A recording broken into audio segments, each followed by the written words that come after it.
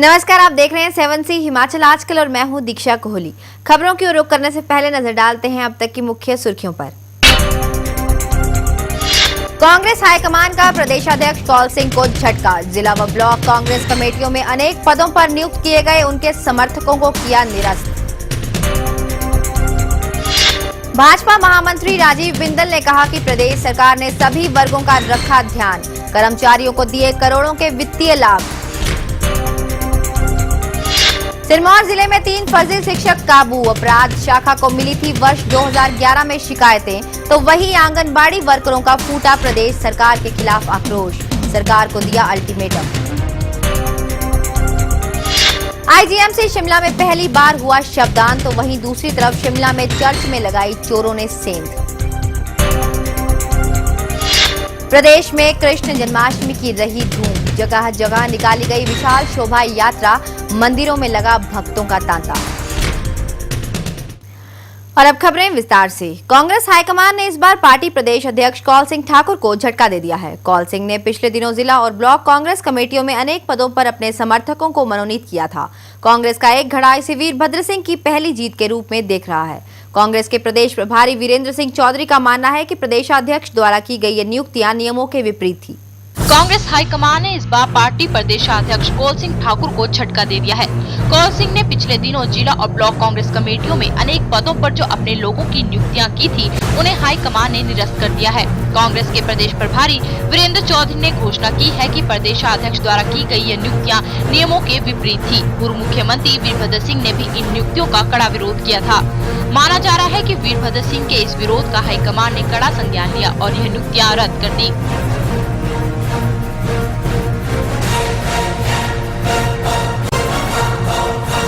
Congress high command के इस कदम से प्रदेश में वीरभद्र समर्थकों ने राहत की सांस ली है। वे इसे वीरभद्र सिंह की पहली जीत के रूप में देख रहे हैं। हालांकि कुछ लोग इसे प्रदेश में वीरभद्र कौल सिंह धड़ों में बैलेंस स्थापित करने की हाईकमान की कवायद के रूप में भी देख रहे हैं।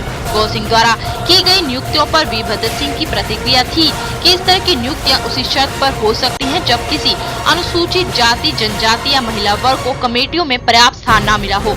ऐसा भी कांग्रेस की राष्ट्रीय अध्यक्ष की पूर्ण स्वीकृति से ही हो सकता है, लेकिन कौल सिंह ने मनमाने ढंग से अपने लोगों को कमेटियों में मनोनीत कर लिया। वीरेंद्र चौधरी का यह भी मानना है कि कांग्रेस संविधान के मुताबिक इस तरह की नियुक्तियां नहीं हो सकती थी, इसी कारण इन नियुक्तियों को रद्द कर दिया गया।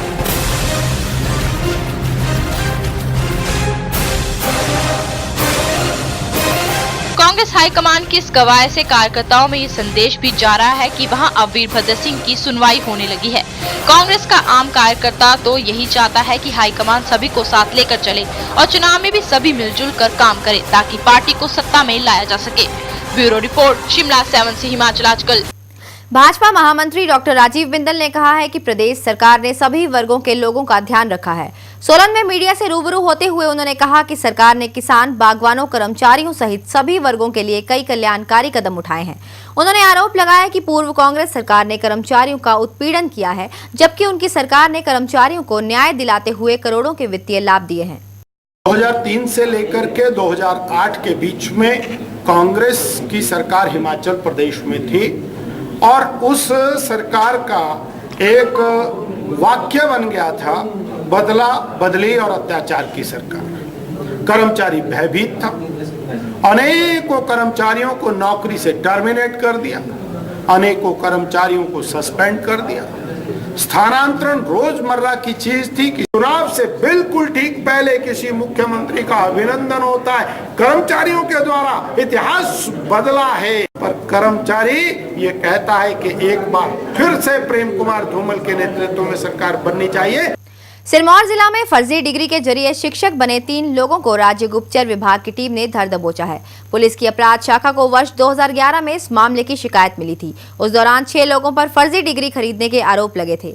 मामले की जांच करने पर 3 लोगों के खिलाफ साक्ष्य पाए गए हैं। इनमें से एक आरोपी बनौर स्कूल में, दूसरा शिवपुर में और तीसरा आरोपी लोजा स्कूल में कार्यरत था। इन तीनों में मगध विश्वविद्यालय के फर्जी डिग्री हासिल की थी और ये तीनों पिछले 10 सालों से अपनी सेवाएं दे रहे थे। इन तीनों आरोपियों को कोर्ट में पेश कर आगामी 14 अगस्त तक रिमांड पर लिया गया है। अन्वेषण के दौरान ये पाया गया है कि हंसराज ध्यानी, राजकुमार शर्मा और बाबूराम, इनकी जो शिक्षा विभाग को जिन्होंने शिक्षा की अपने प्रमाण पत्र प्रेषित किए थे जी। वो मगध यूनिवर्सिटी द्वारा जारी नहीं थे, जाली पाए गए। इस आधार पर इनको जब हमने पूछताछ के बुलाया तो इन्होंने अपनी अग्रिम जमानत की एप्लीकेशन एडिशनल सेशन जज नाहन के समक्ष प्रस्तुत की, जो 8/8/2012 को रिजेक्ट हुई। उसके आधार पर हमने इनको गिरफ्तार किया।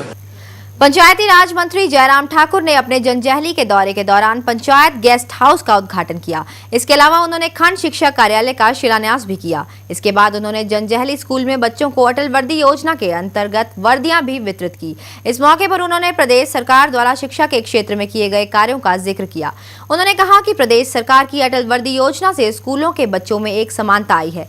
इससे बच्चों के बीच भेदभाव खत्म करने को भी मदद मिली है। योजना का नाम जो है अटल स्कूल यूनिफॉर्म रखा गया है और अटल स्कूल यूनिफॉर्म के माध्यम से हिमाचल प्रदेश में जहां हम 66 करोड़ रुपए खर्च कर रहे हैं, वहां 10 लाख जो जितने भी हमारे स्कूल के बच्चे हैं, सारे के सारे स्कूल बच्चे जो सरकारी क्षेत्र में हमारे पढ़ते हैं, उन सभी बच्चों को एक साल में 2 वर्दियां जो है मुफ्त में दी जाएगी। 2 वर्दियां ही मुफ्त नहीं दी जाएंगी, उसमें सिलाई का पैसा का प्रावधान भी 100 रुपए भी साथ में दिया गया है और 2 बार सिलाई के लिए 200 रुपए का भी हमने उसमें प्रावधान साथ में जोड़ा है। ये मुझे लगता है कि पूरे देश भर में अपने किस्म की एक अलग योजना है। आंगनबाड़ी कार्यकर्ताओं व सहायकों का शुक्रवार को ऊना में सरकार के खिलाफ आक्रोश फूट पड़ा। आंगनबाड़ी कार्यकर्ताओं व सहायिकाओं ने यहां रोष रैली निकाली और सरकार के खिलाफ प्रदर्शन किया। वर्करों का कहना था कि उनकी बदौलत राष्ट्रीय स्तर पर पुरस्कार हासिल करने वाली सरकार उनके मानदेय में बढ़ोतरी करने को राजी नहीं हो रही है। इसके चलते उनको सड़कों पर उतरने को मजबूर होना पड़ रहा है। आंगनबाड़ी कार्यकर्ताओं व सहायिकाओं ने चेताया कि यदि 1 अक्टूबर तक उनकी मांगे नहीं मानी गई तो वे सरकार के खिलाफ उग्र आंदोलन करेंगी। आंगनवाड़ी वर्कर्स एवं हेल्पर्स यूनियन के बैनर तले सैकड़ों की तादाद में इकट्ठा हुई महिला आंगनवाड़ी कार्यकर्ताओं ने ऊना में सरकार के खिलाफ एक रोष रैली निकाली।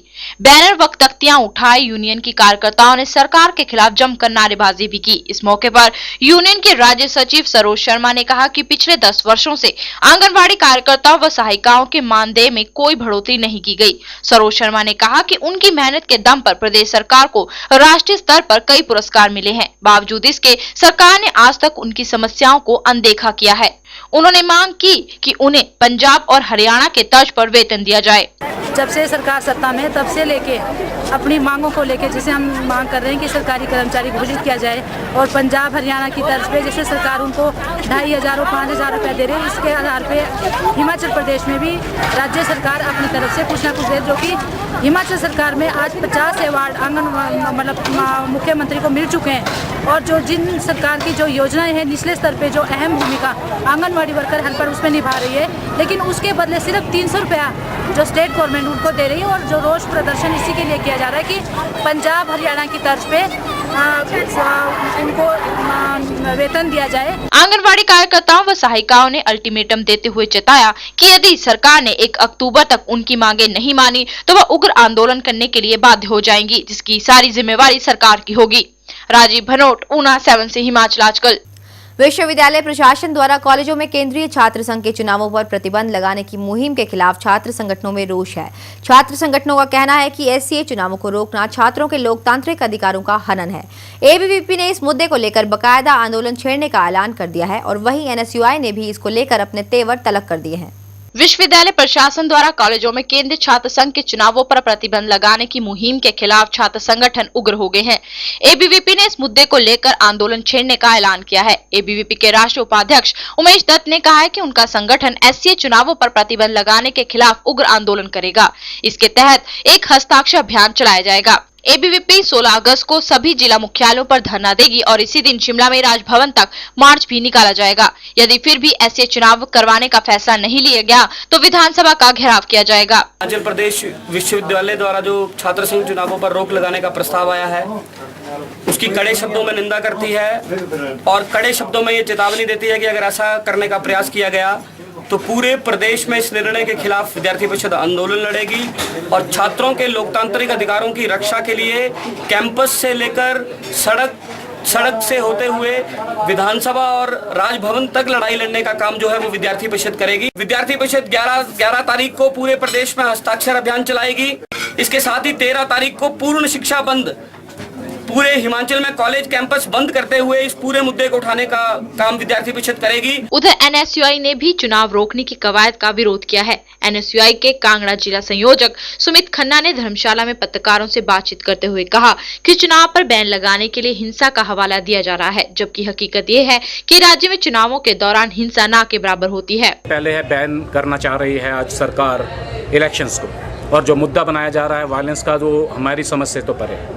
मेरा मानना है कि जिस भी डेमोक्रेटिक सेटअप में आप जाते हैं तो वहाँ पे ग्रुप्स इमर्ज होते हैं, उनके इंटरेस्ट का क्लैश होता है, ये बेसिक डेमोक्रेसी का है। अगर वायलेंस की हम बात करते हैं तो उत्तर प्रदेश में या बाकी स्टेट्स में जहाँ पे वायलेंस बहुत एक्स्ट्रा लेवल पे जा चुकी है, हिमाचल और छात्र राजनीति उस लेवल पे नहीं है, तो वहाँ पे भी एडमिनिस्ट्रेशन वायलेंस को कर्ब करता है, उसको कंट्रोल करता है डेमोक्रेसी की प्रोटेक्शन के लिए, ना कि बहाना बना के डेमोक्रेटिक राइट्स को स्नैच किया जाता है। छात्र संगठनों ने इस मुद्दे पर सरकार व विश्वविद्यालय के खिलाफ आर पार की लड़ाई का पूरा मन बना लिया है। ब्यूरो रिपोर्ट, हिमाचल आजकल। 7C हिमाचल आजकल में खबरों का सिलसिला जारी है। फिलहाल वक्त हो चला है एक छोटे से ब्रेक का। आप बने रहिए 7C हिमाचल आजकल के साथ।